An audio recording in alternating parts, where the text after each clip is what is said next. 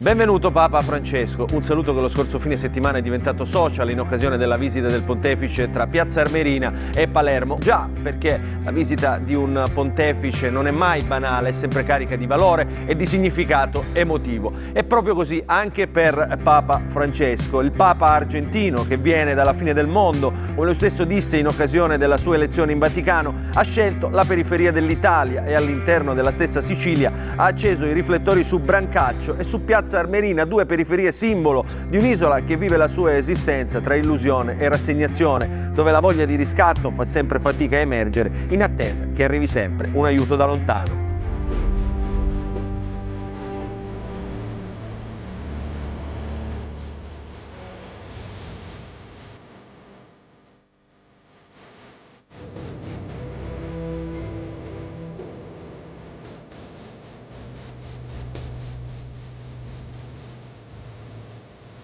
La prima tappa della visita pastorale in Sicilia è stata Piazza Armerina. Di buon mattino la diocesi di Monsignor Gisana, un fedelissimo del Papa, è la diocesi tra le più generose in Italia nella devoluzione dell'8 per 1000. Eppure Piazza Armerina è la città dei mosaici, la città del Palio dei Normanni, con i suoi splendidi riconoscimenti artistici che arrivano in tutto il mondo per la sua arte straordinaria. Una città però tagliata fuori dal mondo a causa anche delle infrastrutture inesistenti.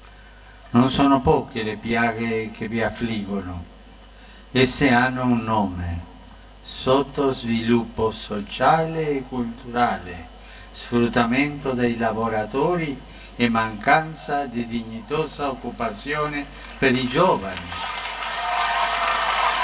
Stare a qualche metro dal Papa è stata un'emozione particolare, del resto è il ragazzo più gettonato del momento ed è uno che la pensa in maniera, devo dire, particolare, in maniera molto interessante, e credo che abbia in qualche modo riavvicinato alla Chiesa molte persone, tra le quali anche me.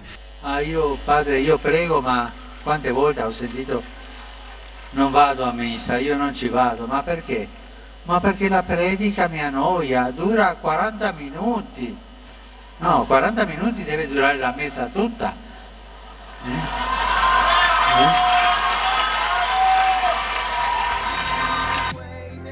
La piazza del Papa è una piazza, un pubblico di gente che viene a cercare una parola di conforto, una parola anche di chiarezza su quello che accade nel mondo, anche sul percorso che ognuno di noi sta facendo. Ma la predica più di 8 minuti non va, Mi ha colpito la semplicità, mi ha colpito le parole con parole semplici, sono sicuro che riesca a raggiungere molte teste e molti cuori.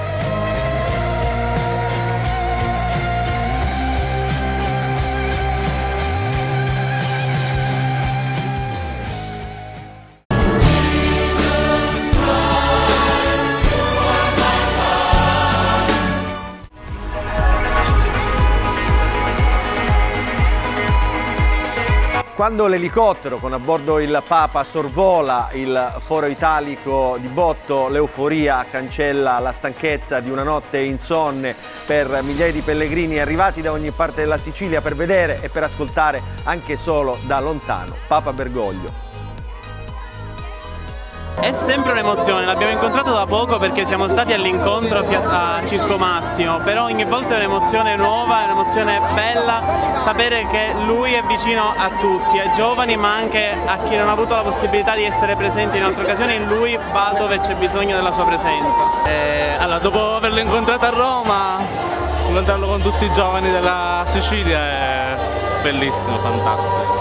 L'emozione di vedere il Santo Padre vicino è sempre grande, soprattutto in questo momento Palermo, che riceve la sua visita, è un ulteriore segno di speranza. L'ho visto già altre volte, però è sempre un'esperienza nuova, diversa. Poi adesso da religiosa è la prima volta e si fa conoscenza anche di altre famiglie religiose, è bellissimo fare comunione.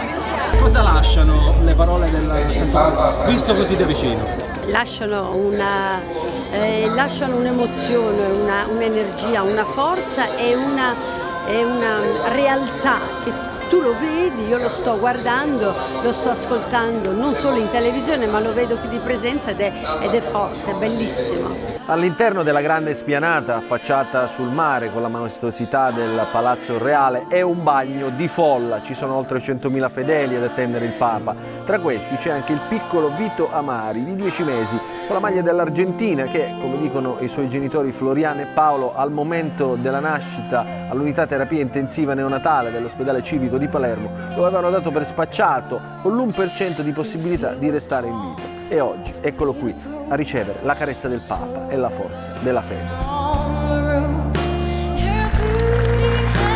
Abbiamo bisogno di uomini e donne di camminare insieme, non di ricorrere il potere. Se la litania mafiosa è tu non sai chi sono io, quella cristiana è io ho bisogno di te. Il sole sfianca ma non distoglie l'attenzione dall'anatema gentile che Bergoglio rivolge ai mafiosi. Se la minaccia mafiosa è tu me la pagherai, la preghiera cristiana è Signore aiutami a amare. Perciò ai mafiosi dico cambiate fratelli e sorelle.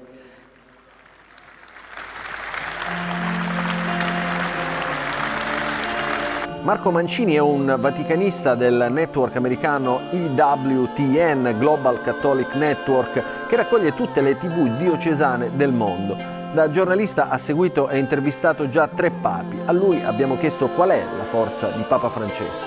Lui ha lasciato un messaggio in scia con i messaggi che avevano lasciato Giovanni Paolo II prima e Benedetto XVI poi.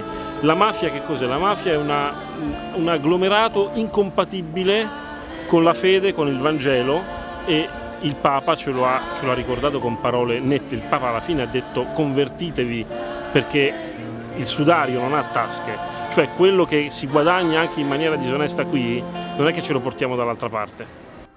Dopo la messa Papa Francesco sceglie di pranzare con i reietti, con gli ultimi, con gli ex carcerati, con i poveri nella mensa della missione Speranza e Carità di Biagio Conte. Ad accoglierlo c'era proprio il frate Scalzo, il missionario simbolo della lotta alla povertà e alle disuguaglianze a Palermo.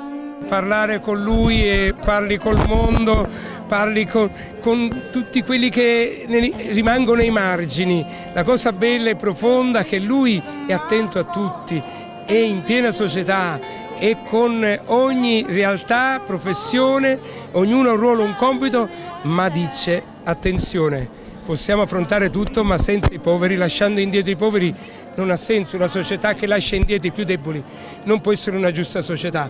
Ecco che lui scuote, smuove e tocca i cuori grandemente, e i sacrifici fatti in questi 30 anni di operato, quasi 30 anni di operato, adesso vengono ricompensati col suo attenzione, il suo cuore, ecco, verso i più deboli e verso chi si dedica anche a loro. Allora tutti, anche i volontari, i cittadini, tutti quelli che ognuno, ecco, come dice il beato Padre Pino Puglisi, se ognuno fa qualcosa, ecco che ognuno dobbiamo fare la nostra parte. La mensa che ha ospitato il Papa è stata realizzata con materiale riciclato da una barca, da un falegname tunisino sordomuto. La comunità femminile della missione, composta da persone di varie nazionalità, ha realizzato delle statuine che raffigurano persone di tutto il mondo. Tutte le statuine sono state messe sull'imbarcazione per lanciare il messaggio «Siamo tutti sulla stessa barca per costruire insieme un mondo migliore».